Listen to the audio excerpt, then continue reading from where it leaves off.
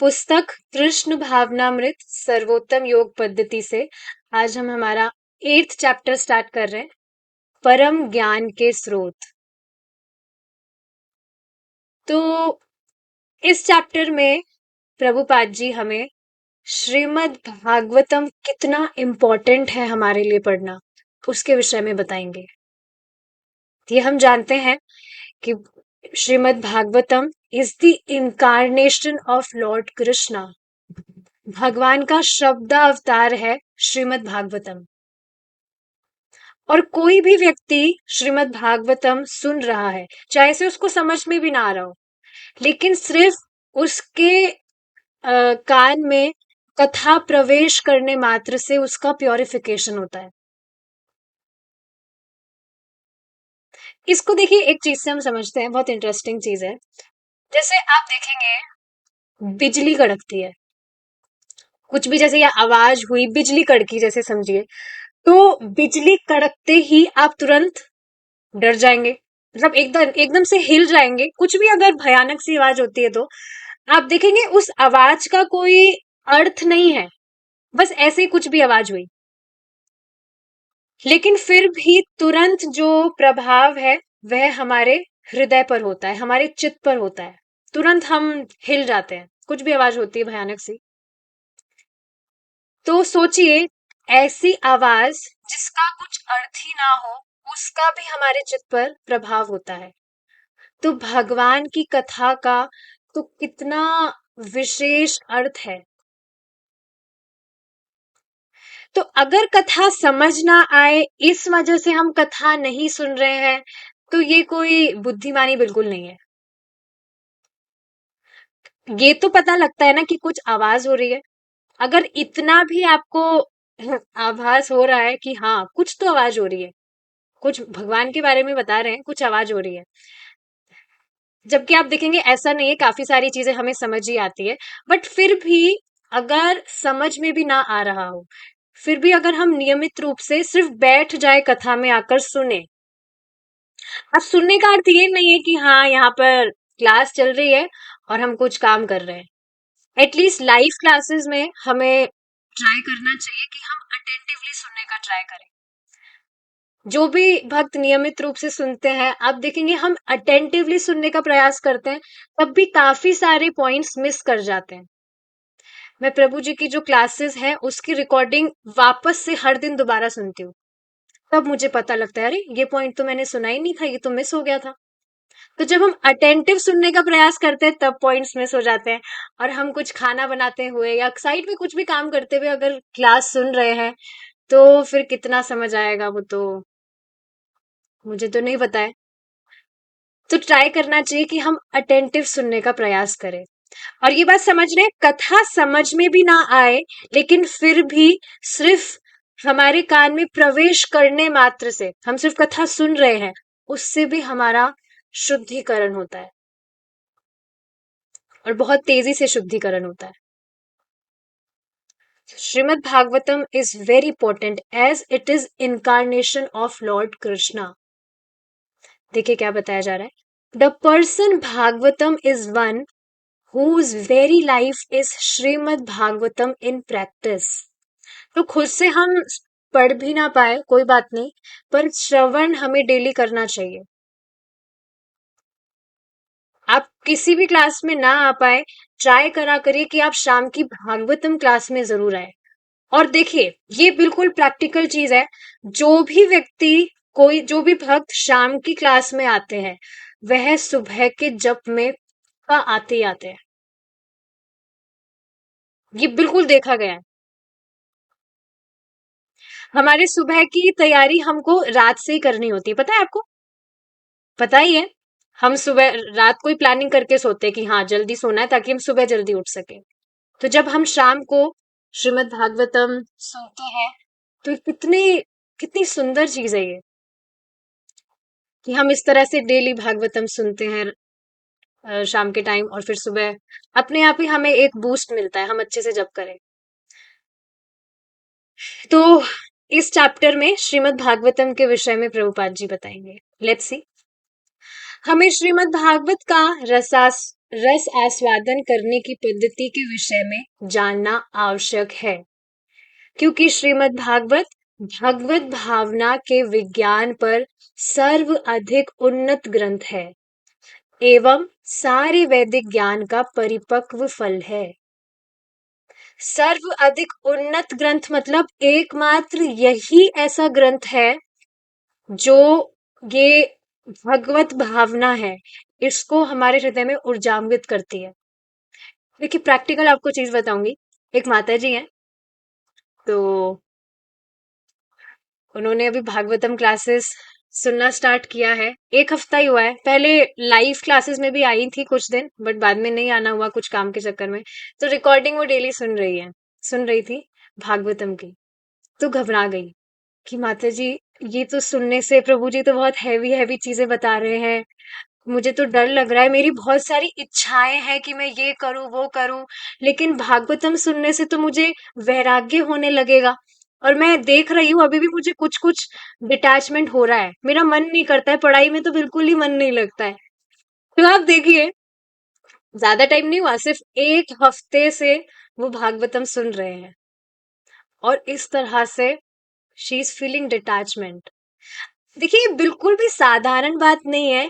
ये वैराग्य प्राप्त करने के लिए जो साधु जन है वो वर्षों तक तपस्या करते हैं, तब मतलब वैराग्य प्राप्त करने का प्रयास करते हैं। और आप देखिए जो श्रीमद् भागवतम है वो कितना इंपॉर्टेंट है,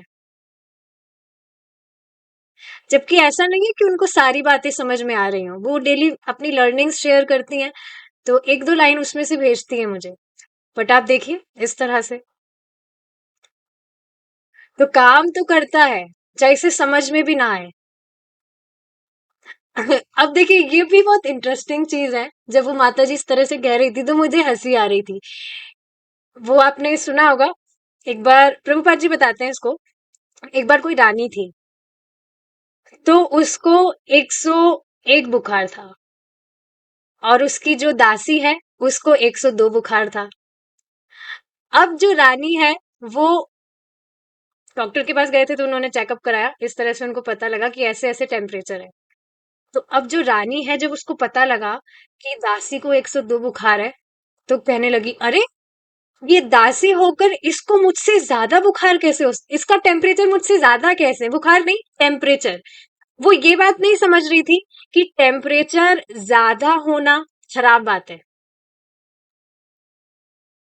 तो कोई भी व्यक्ति अगर सोच रहा है कि भगवान की भक्ति करने से जो भौतिक संपदा है वो बढ़े, और ज्यादा धन और ज्यादा जो भी लोभ है व्यक्ति में वो आए, ताकि वो और भौतिक चीजों में अग्रसर हो, ये बिल्कुल भी ठीक चीज नहीं है। वास्तविक जो भक्ति का आशीर्वाद है, भगवान का आशीर्वाद है, वह क्या है कि हमें वैराग्य हो इस भौतिक जगत से, जो कि सच में कोई आसान चीज नहीं है। इस अटैचमेंट के कारण ही लोग फंसे हुए हैं, उनकी मति भगवान में लगती ही नहीं है। तो ये वही चीज हुई ना, व्यक्ति समझ ही नहीं रहा है कि उसका बुखार, टेम्परेचर ज्यादा हो वो अच्छी चीज नहीं है। टेम्परेचर अगर कम हो रहा है, अगर इस मटेरियल वर्ल्ड से डिटैचमेंट हो रहा है, तो वो अच्छी चीज है। पर इस तरह से घबरा जाते हैं लोग। तो ये अविद्या ही तो है, समझ ही नहीं रहा है व्यक्ति। उसका टेम्परेचर कम हो रहा है तो ये अच्छी बात है ना। तो समझना चाहिए कि श्रीमद् भागवत अ, सर्वाधिक उन्नत ग्रंथ नहीं कहा तो जा रहा है, लेकिन एकमात्र यही ग्रंथ है जो हमारे हृदय में भगवत भावना को बहुत तेजी से ऊर्जान्वित करता है। रस संस्कृत शब्द है, जैसे संतरे या आम का रस। श्रीमद् भागवत के रचयिता हमसे निवेदन करते हैं कि आप कृपा करके भागवत के फल का रस आस्वादन करने का प्रयत्न कीजिए। You just try. एक और चीज आप देखेंगे, शुरू में जब भी हमने कथा सुनना स्टार्ट किया था, तो हो सकता है बहुत डिफिकल्ट लग रहा हो, समझ नहीं आ रहा हो कि क्या बोला जा रहा है। हाँ, हिंदी तो लग रही है, पर फिर भी इतना ज्यादा हम ग्रैप ना कर पाए। But still, from the very first day we were experiencing some taste. Can you agree with this? क्योंकि आप देखेंगे, जिस चीज में हमें टेस्ट मिल रहा है, रस मिल रहा है, हम वापस से तभी उसको करेंगे। अगर फर्स्ट डे ही आपको क्लास अच्छी नहीं लगी थी, तो आप कैसे नियमित रूप से आ पा रहे हैं? तो रस तो हमें पहले दिन से ही है, टेस्ट हमें पहले दिन से ही है। ये बहुत अमेजिंग चीज है। प्रभु जी बार बार इस चीज को रिपीट करते हैं कि आप भगवान के विषय में किसी भी व्यक्ति को कुछ भी बात बताएंगे, ही विल अप्रिशिएट, उसको अच्छा ही लगेगा। क्यों? क्योंकि आफ्टर ऑल वो है तो भगवान का अंश ही, और परमात्मा उसके हृदय में भी है। तो जब आप भगवान को प्रसन्न करने के लिए सामने वाले को कुछ भगवान की बात बता रहे हैं, तो उसको अच्छा ही लगेगा। तो रस हमें फर्स्ट डे से ही है।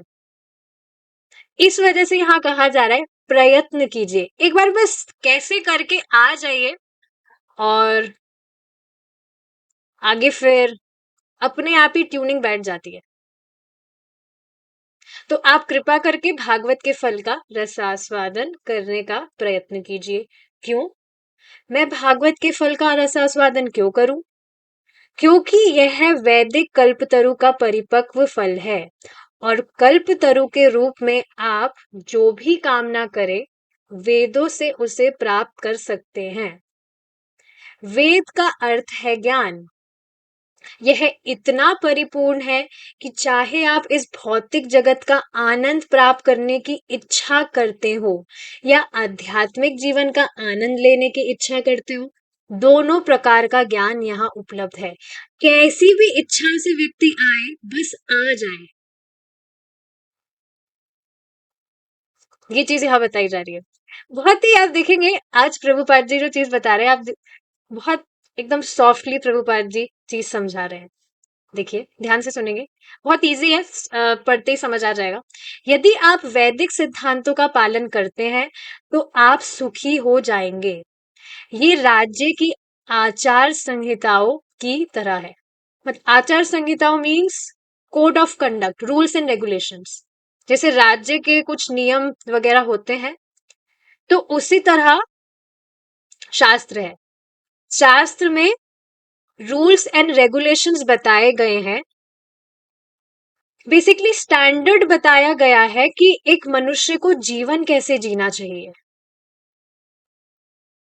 यदि नागरिक इनका पालन करे, तो वे सुखी हो जाएंगे।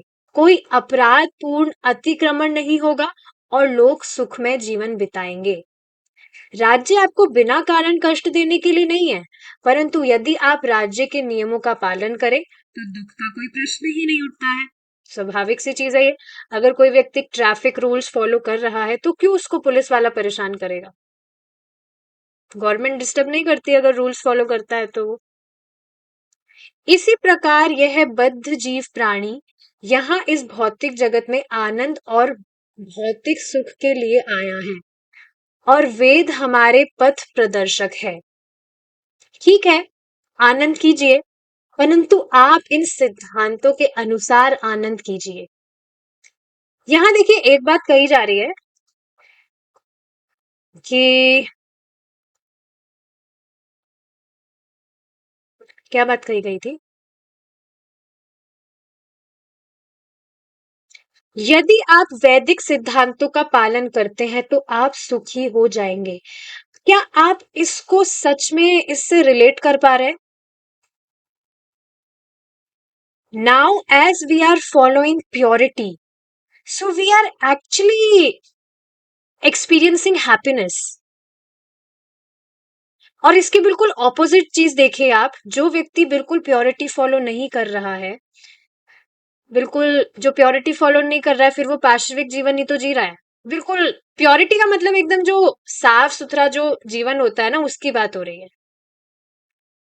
कुछ भी गलत हैबिट्स फॉलो ना करना, कुछ गलत आदतें नहीं है, और प्योरिटी फॉलो करना। आप खुद देखेंगे कि जो भी व्यक्ति इस तरह से पवित्रता अ, अपने जीवन में अपनाता है, प्योरिटी फॉलो करता है, वो वास्तव में खुश सुख अनुभव करता है। जैसे एक माता जी हैं, तो क्लासेस वगैरह सुन रही हैं, तो अब उनकी इच्छा आ रही है that she also do deity worship, और प्योरिटी खुद फॉलो करना चाहती हैं। उनके घर में कोई प्योरिटी फॉलो नहीं कर रहा है, नॉनवेज वगैरह भी खाते हैं और पता नहीं क्या क्या चीजें करते हैं। बट आप देखेंगे, जो व्यक्ति इस तरह से प्योरिटी फॉलो करता है वह वास्तव में सुख अनुभव करता है। एक अलग ही शांति हृदय में रहती है। इसी से देखिए, एक और बात आप विचार करिए, कोई भी व्यक्ति जो है वह भयभीत कब होगा?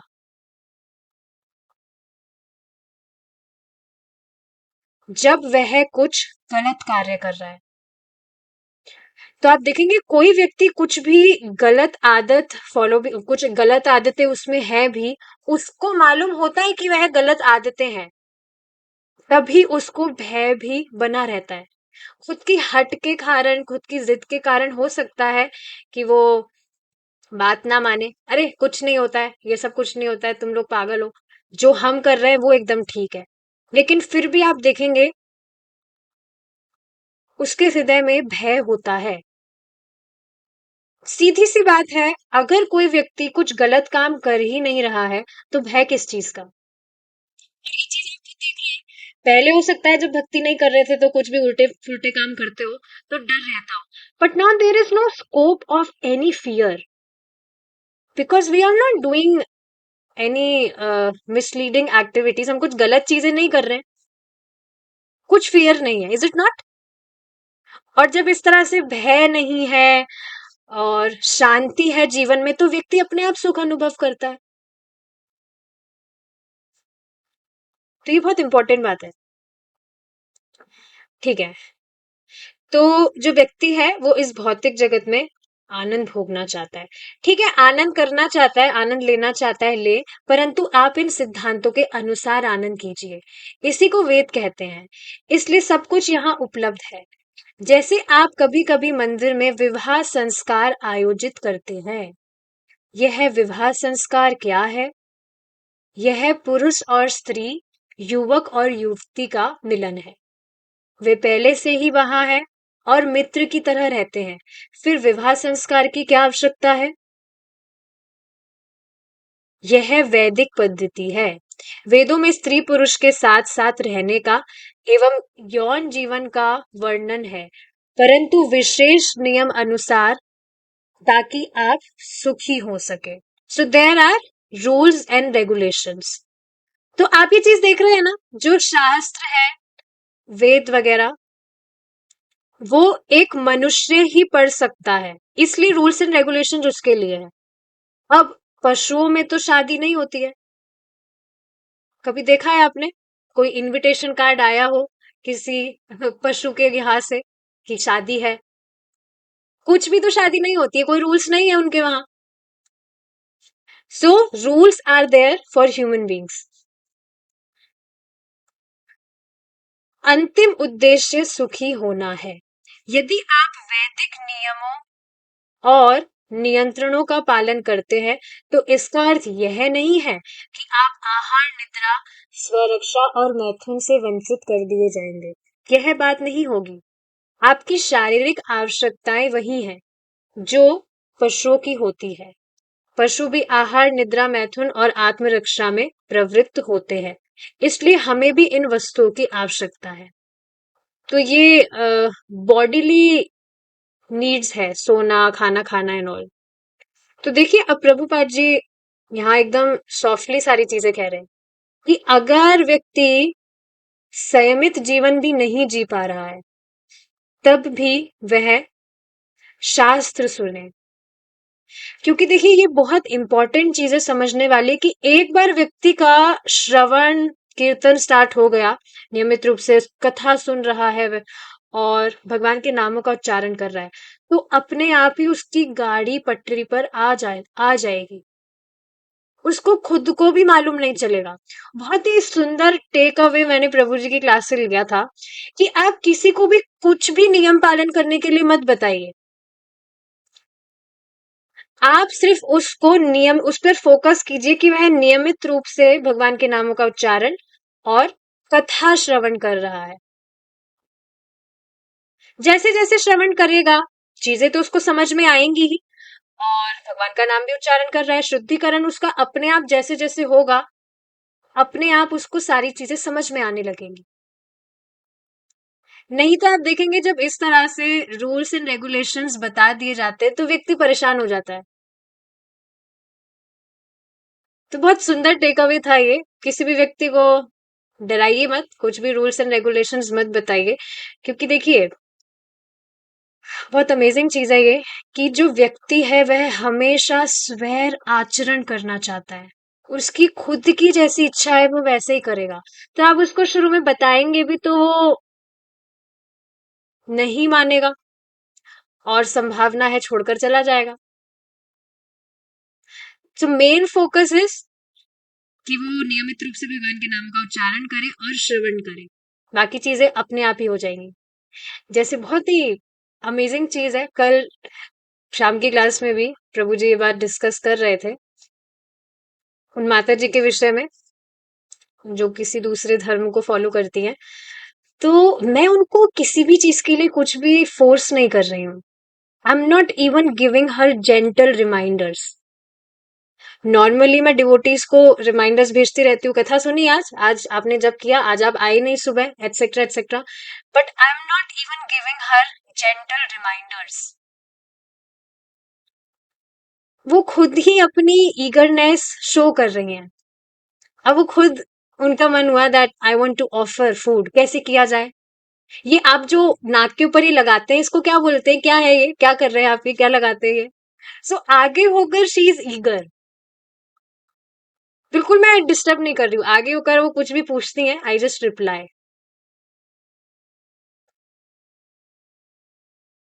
तो आप देखेंगे भगवान इस तरह से शिक्षा देते हैं, किसी भी व्यक्ति को आपके जीवन में भेजेंगे ताकि आप शिक्षा ले सके। अगर मैं शुरू से उनको जैसे फोर्स करती तो संभावना थी वो दूसरे दिन ही चली जाती। बट मैं यही चीज सोच रही हूँ कि हियरिंग वो कर रही है नियमित रूप से, तो अपने आप ही उनकी जो जिज्ञासा है, क्यूरियोसिटी है, अपने आप डेवलप होगी। ये क्या है, ये कैसे है, मुझे बताओ। शी वॉज आस्किंग भक्ति क्या होता है, ये भक्ति भक्ति आप कह रहे हैं, भक्ति क्या होता है। भक्ति सर्विस, सेवा करना। कोई भी व्यक्ति नियमित रूप से श्रवण करेगा तो अपने आप ही उसकी जो गाड़ी है वो पटरी पर आने लगेगी।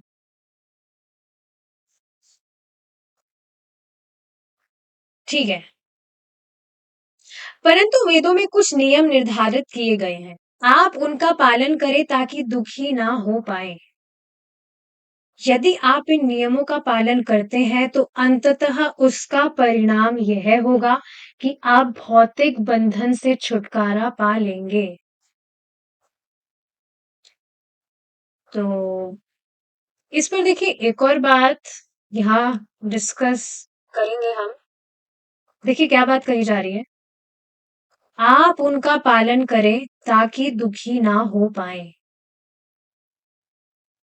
देखिए प्रभु जी समझा रहे थे इस चीज को, बहुत सुंदर एग्जाम्पल से समझाया था। जब व्यक्ति कहीं जॉब करता है तो वहां उसके दिमाग में क्या होता है, मतलब वो ये चीज समझता है कि बॉस को संतुष्ट करना बहुत जरूरी है। Is it not? तभी आप देखेंगे जो भी बाउंडेशंस होती है, इस टाइम पर काम कंप्लीट करके ही देना है चाहे से कुछ भी हो जाए, नहीं तो वट एवर कॉन्सिक्वेंसेस, जो भी, जिससे भी व्यक्ति भयभीत है। लेकिन अब यहाँ आइए भगवान की तरफ। भगवान की सेवा करे या ना करे, जब समय मिलेगा तब कर लेंगे, नहीं तो नहीं करेंगे। This is actually wrong conception.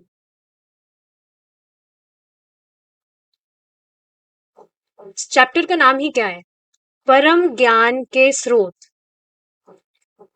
तो जो भगवान सभी के स्रोत हैं, भगवान कृष्ण, यदि कोई उनकी अवहेलना करता है, उनकी अवज्ञा करता है, उनकी भक्ति नहीं करता है, तो ऐसा नहीं है कि भगवान मजबूर हो, भगवान में कुछ क्षमता ना हो कि वो कुछ कर ना सके।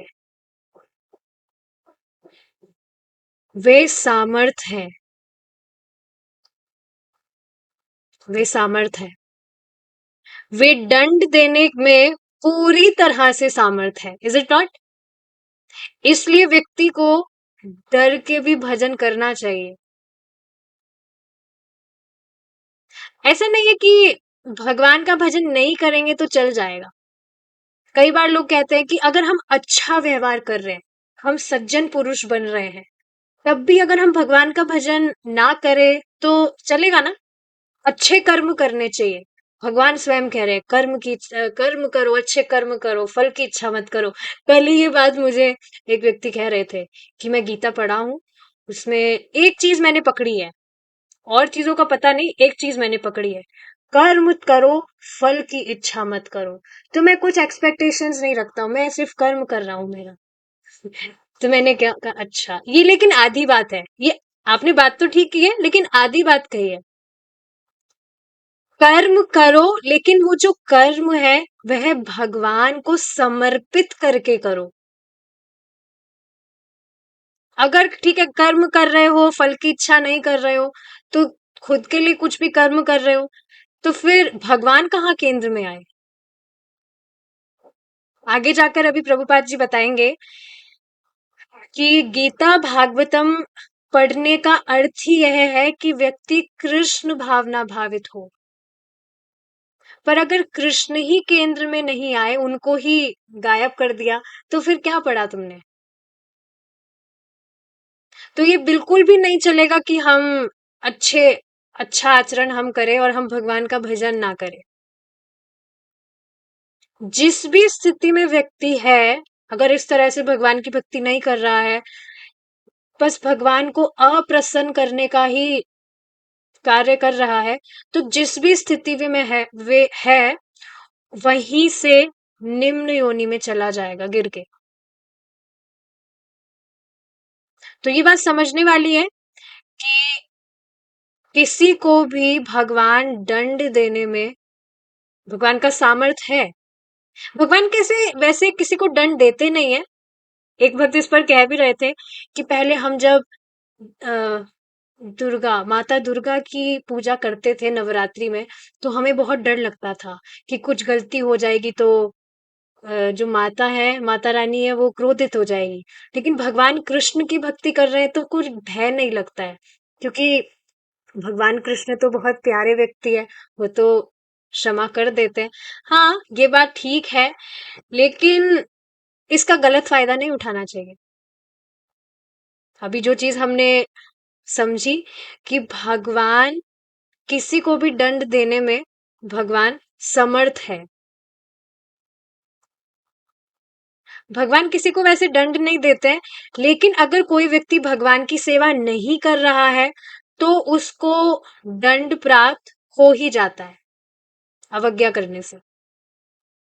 और आप कहीं दूर जाने की जरूरत नहीं है, अगले या पिछले जन्म की तो बात ही नहीं हो रही है, इस ही लाइफ में आप ये चीज देख सकते हैं, दिख जाता है।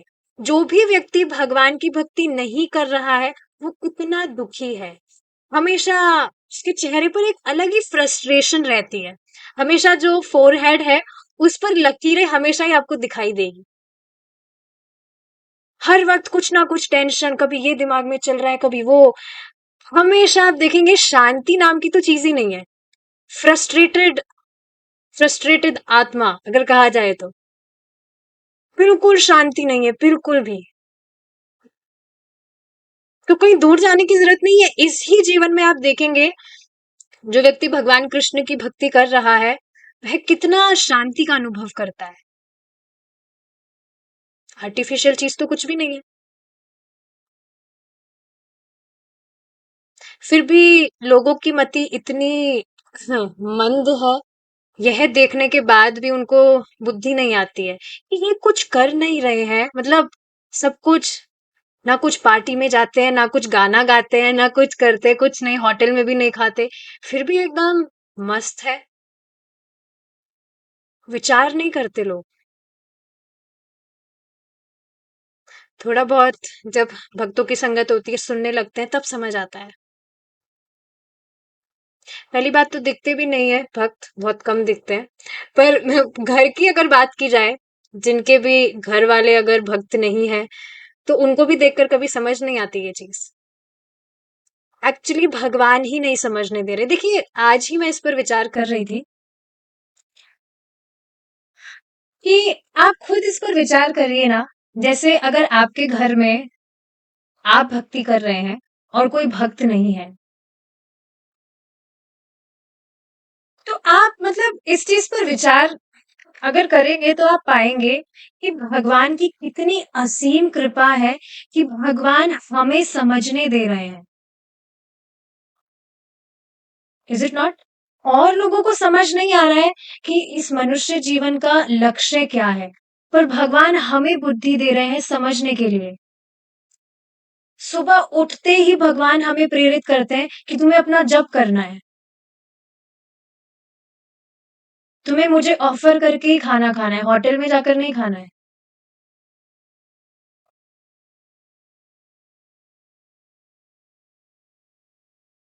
This is like extremely rare. काफी लोगों को पता होता है कि भगवान कृष्ण गीता में कह रहे हैं कि तुम मुझे ऑफर करके नहीं खाओगे तो तुम पाप ही खा रहे हो, पर फिर भी उनको कुछ फर्क नहीं है। अरे ऐसे कि हमारे लिए थोड़ी है, ये तो जो गिने चुने लोग हैं उनके लिए, हमारे लिए नहीं है। हम होटल में खा सकते हैं। तो मैं बस इस पर विचार कर रही थी कि आप देखिए भगवान की कितनी असीम कृपा है कि भगवान हमें इस तरह से समझने दे रहे हैं, हमें प्रेरित कर रहे हैं कि हम ऐसा कुछ ना करें जिससे भगवान संतुष्ट ना हो। This is quite amazing.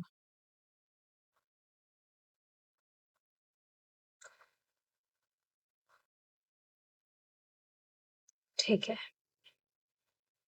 तो ये बात आप समझ रहे हैं। आप उनका पालन करें ताकि दुखी ना हो पाए, क्योंकि अगर आप इनका पालन नहीं करेंगे, that means that is not pleasing to Krishna, भगवान को वह संतुष्ट नहीं कर रहा है। और अगर वह भगवान को संतुष्ट नहीं कर रहा है तो हम कैसे संतुष्ट होंगे।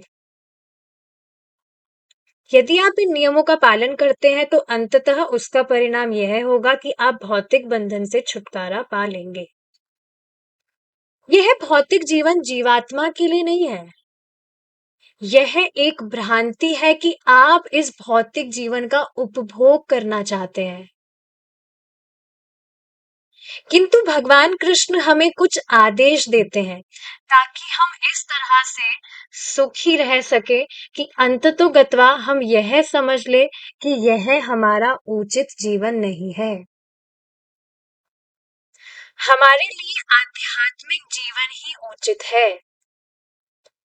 हमारा यह मनुष्य जीवन तब परिपूर्ण होता है जब हम यह समझ लेते हैं कि हमारा अस्तित्व आध्यात्मिक है, कि हम ब्रह्म हैं।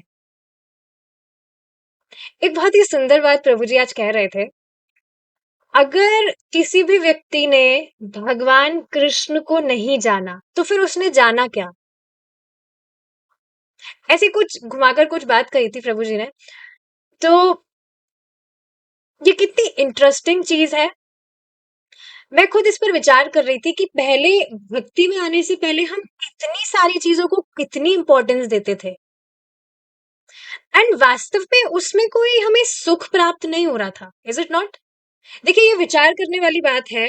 जैसे पढ़ाई तो सब पहले कर रही हैं, स्कूल वगैरह, कॉलेज वगैरह, उसमें वास्तव में कितना संघर्ष है।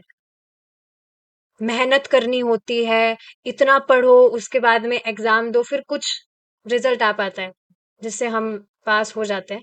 लेकिन आप देखिए, उसमें संघर्ष है। ऐसा नहीं है कि हमें अच्छा लगता है। अच्छा लगता था, एटलीस्ट मैं मेरी बात बताऊं, मुझे पढ़ाई करना शुरू से अच्छा नहीं लगता था। बस करना पड़ता था, पास होना है, करना पड़ेगा। लेकिन आप देखिए, जो हम प्रभुपाद जी के ग्रंथ पढ़ते हैं, ऐसा नहीं है कि इसमें मेहनत नहीं है, इसमें भी कितना दिमाग लगाना पड़ता है, पर आप देखेंगे इसमें कुछ संघर्ष नहीं है। संघर्ष मतलब आप समझ रहे हैं, भौतिक पढ़ाई करके जो संघर्ष हम अनुभव करते थे, वो ये जो आध्यात्मिक पढ़ाई हम कर रहे हैं उसमें संघर्ष नहीं है। भौतिक पढ़ाई में हम चार्जेस दे देकर एक्स्ट्रा ट्यूशंस हम पढ़ते थे, लेते थे, तब जाकर हम पास होते थे। पर यहाँ आप देखिए, we are just giving our time. इस चीज को समझ पा रहे हैं आप कि जो आध्यात्मिक पढ़ाई हम कर रहे हैं, इसमें एक अलग सुख है। सच में when I was thinking about this today, तो बहुत ही रिफ्लेक्टिंग था ये।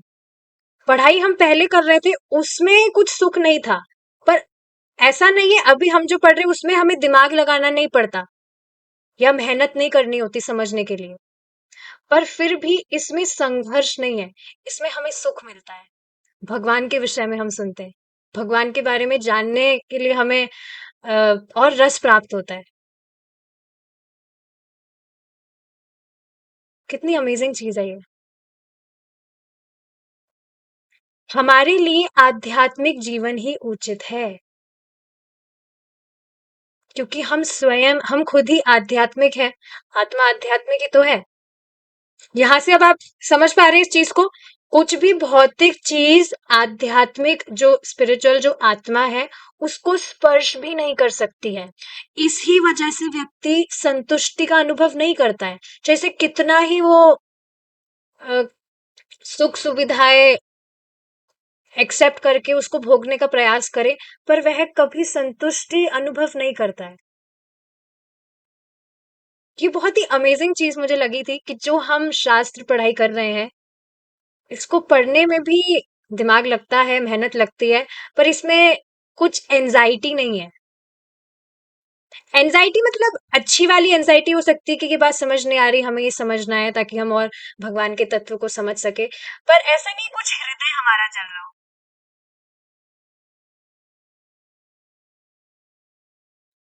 ठीक है, तो हमारा यह मनुष्य जीवन तब परिपूर्ण होता है जब हम यह समझ लेते हैं कि हमारा अस्तित्व आध्यात्मिक है, कि हम ब्रह्म है। अन्यथा हम यदि अपने आध्यात्मिक जीवन की चिंता नहीं करते, तो परिणाम यह होगा कि हमें वैसे ही रहना होगा जैसे कुत्ते और बिल्लियां रहते हैं। इस बात की पूरी संभावना है कि अगले जन्म में हम पशु की योनि प्राप्त करें, और यदि संयोगवश हमने पशु योनि प्राप्त कर ली, तो इस मानव जीवन को दोबारा प्राप्त करने के लिए लाखों करोड़ों वर्ष लग जाएंगे। ये मनुष्य जीवन ऐसे ही नहीं मिला है भैया, बहुत सारी योनियों से गुजर जाने के बाद में मनुष्य देह प्राप्त होता है। और उसमें भी मनुष्य देह तो ठीक है प्राप्त हुआ है, उसके बाद में भी बहुत सारा संघर्ष करने के बाद में मनुष्य योनि की बात हो रही है। We have already taken so many human form of life. उसके बाद में कहीं जाकर भक्तों का संग प्राप्त होता है। तब सोचिए, मनुष्य योनि is rare, and this association of devotees, हम कुछ आत्म साक्षात्कार के लिए सोच पाए, it is extremely extremely rare.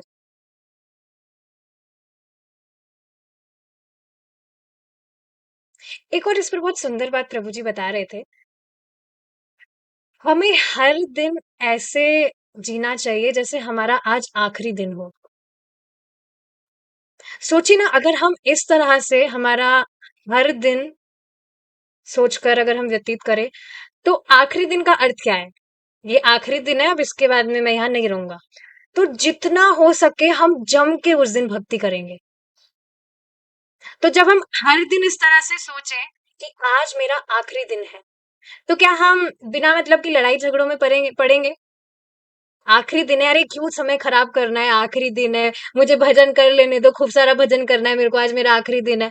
कुछ सामने वाला कुछ चिल्ला भी रहा है, हम ध्यान ही नहीं देंगे, बहुत टाइम खराब होगा उससे बात करेंगे तो। भजन करो भजन करो। सोचिए अगर हर दिन हम इस तरह से करें, तो लड़ाई झगड़ा किसी से भी नहीं होगा और हम अच्छे से भजन कर पाएंगे। एक और बात प्रभु जी ने इस पर कही थी, एक और इसका दूसरा फेस क्या है कि हमें इस तरह से भी सोचना चाहिए। अगर हम इस तरह से सोचे, आज जिस भी व्यक्ति से आप वार्ता कर रहे हैं, हो सकता है उससे आज आपका लास्ट इंटरेक्शन हो, तो क्या द्वेष का कोई स्कोप रह जाएगा? बहुत ज्यादा स्ट्राइकिंग बात थी ये। विचार करके देखिए, जिस भी व्यक्ति को अभी हम हमारा द्वेषी समझते हैं, द्वेषी मतलब भक्तों का ऐसा कुछ द्वेष नहीं होता, भक्ति भक्ति में सामने वाले कुछ परेशान कर रहा हो तो, या कुछ भी बात हुई हो, किसी को भी हम हमारा द्वेषी समझ रहे हैं, सोचिए अगर आज हमारा सिर्फ उससे लास्ट इंटरेक्शन हो, कभी हमारी उससे कभी बात ही नहीं होगी, वो कहीं और चला जाएगा, तो क्या हम उसको हमारा द्वेषी मानेंगे? कोई स्कोप ही नहीं रह जाएगा। तो इस तरह विचार करके अगर हम हमारा हर दिन व्यतीत करते हैं, तो कितना समय बच जाएगा और कितना अधिक भजन हम कर पाएंगे द्वेष वगैरह से बचकर।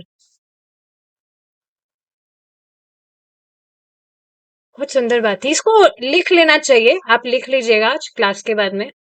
इसको प्रैक्टिकली जब हम फॉलो करेंगे तो सच में बहुत अमेजिंग ट्रांसफॉर्मेशन हम देखेंगे हमारे जीवन में। काफी सारी चीजें होती है जो बहुत स्ट्राइकिंग होती है, उसको लिख लेना चाहिए एक पेज पर, क्योंकि हम सोचते हैं हाँ अच्छी चीज है, हम इसको फॉलो करेंगे, बट फिर जैसे क्लास खत्म हुई, हम कुछ काम में लगे, हम भूल जाते हैं तुरंत। काफी बार होता है ऐसा। So we can note down, इसको देखिए सच में नोट करिएगा और प्रैक्टिस करके देखिएगा, हर दिन इस तरह से व्यतीत करिए कि आज हमारा आखिरी दिन है।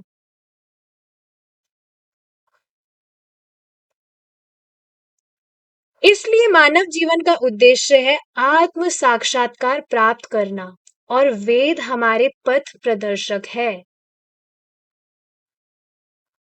आप भगवत गीता में पाएंगे कि कृष्ण कहते हैं कि वेदों के विधि विधान के अध्ययन या अनुसरण करने का वास्तविक अर्थ है कृष्ण भावनामृत के ज्ञान तक पहुंचना। ये बात अभी हमने डिस्कस करी थी। कोई भी व्यक्ति वेदों का अध्ययन कर रहा है, गीता भागवतम पढ़ रहा है, तो उसका उद्देश्य ही यह है कि वह कृष्ण भावना भावित बने, उसको कृष्ण भावनामृत का ज्ञान हो। वेदों का सार ही यह है कि व्यक्ति भगवान कृष्ण का भक्त बने। तो ये बहुत ही सुंदर आइडिया मुझे भगवान ने दिया है। जैसे कोई भी व्यक्ति से कुछ भी इंटरेक्शन होता है, बुक्स तो मैं पूछती थी आप बुक्स पढ़ते हैं क्या, अब मैं डायरेक्टली भगवत गीता के विषय में पूछती हूँ, भगवत गीता पढ़ते हैं? हाँ हाँ पढ़ी थी हमने। अच्छा पढ़ी तो थी, पर क्या आप भगवत गीता जी रहे हैं? आप जब अपने प्रैक्टिकल लाइफ में उसको जिएंगे, तभी तो कुछ ट्रांसफॉर्मेशन फील करेंगे। तो बस फिर वहीं से शुरू हो जाता है। हाँ नहीं, कुछ ट्रांसफॉर्मेशंस तो नहीं हुआ है, कुछ फॉलो तो नहीं किया है, मुझे बताइए कैसे कर सकते हैं। तो बस प्रभुपाद जी की फिर पुस्तकें हो सुनना स्टार्ट कर देते हैं। बहुत अमेजिंग चीज है ये कि कोई भी व्यक्ति अगर गीता भागवतम पढ़ रहा है तो वह कृष्ण का भक्त बने, नहीं तो फिर पढ़ा क्या उसने। श्रीमद् भागवत में भी यही बताया गया है। इसलिए वेद आपको अनेक जन्मों के बाद यह अवसर प्रदान करते हैं कि आप क्रमिक रूप से कृष्ण का ज्ञान प्राप्त करें। योनियों की बात नहीं हो रही है, काफी सारी योनियां निकलने के बाद में मनुष्य जीवन प्राप्त हुआ, मनुष्य जीवन में भी काफी जन्मों बाद यह अवसर प्रदान किया जाता है हमें कि हमें भक्तों का संग प्राप्त हो और इस तरह से हम भगवान की भक्ति करें।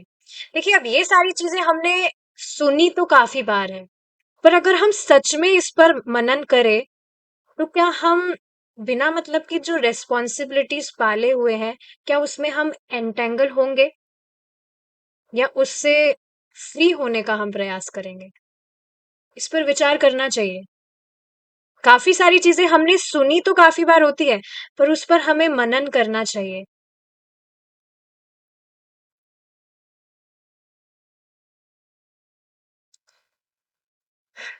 क्योंकि मनन करने से हम सीरियस होते हैं और फिर हम उसको फॉलो कर पाते हैं। ठीक है, अब आगे का जो डिस्कशन है we will continue in our next class. We will stop here now. Srila Prabhupada की जय। निताय गौर प्रेमानंदे। हरि बोल। हरे कृष्णा।